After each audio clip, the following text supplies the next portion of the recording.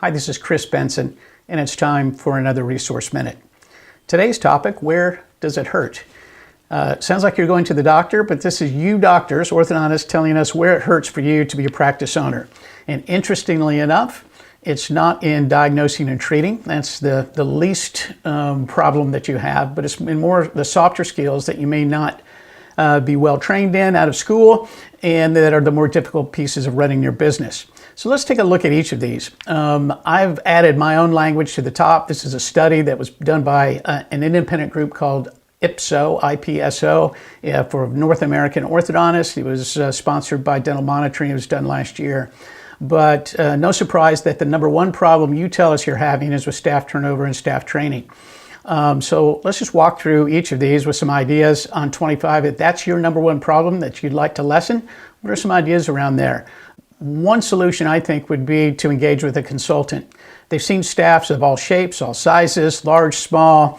They know how to coach you how to interview. They know how to coach you how to pay. They know how to coach you how to incent. They can write job descriptions, can keep your staff monitored, if you will, better than you can.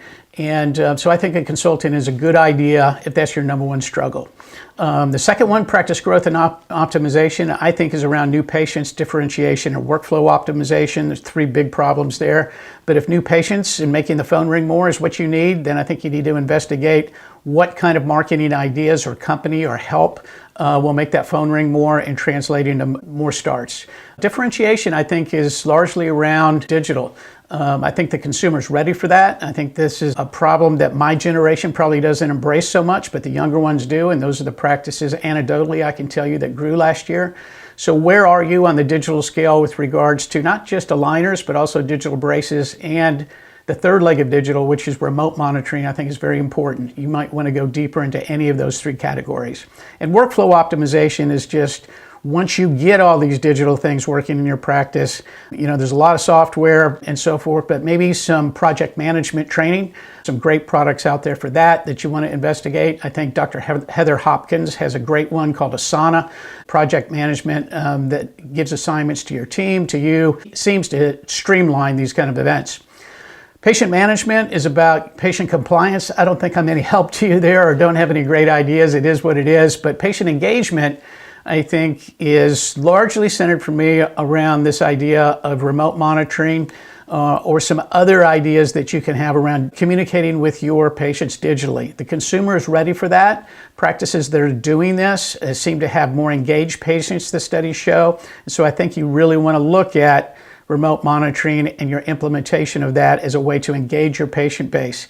Even though you're seeing them less, they feel like you're seeing them more and you're communicating with them more clearly through pictures and text back and forth. So very important. And lastly, the least problem that you have is around clinical challenges, control over treatment. Your reps can help you with that. But onboarding digital technology is a real thing. And again, I just circle back to the consultants here because they see everything and they can really help you decide what to onboard next, kind of how to pace that through your practice and how hard to go at that. So some ideas for 25. I'd suggest that you pinpoint where the biggest pain point is that you want to solve, and then use some of these ideas or others that you hear someplace else and try to solve one. Don't try to solve them all this year. Try to solve one at least the first 6 months. You'll have a more profitable year. That's the Resource Minute we thought you'd like to know.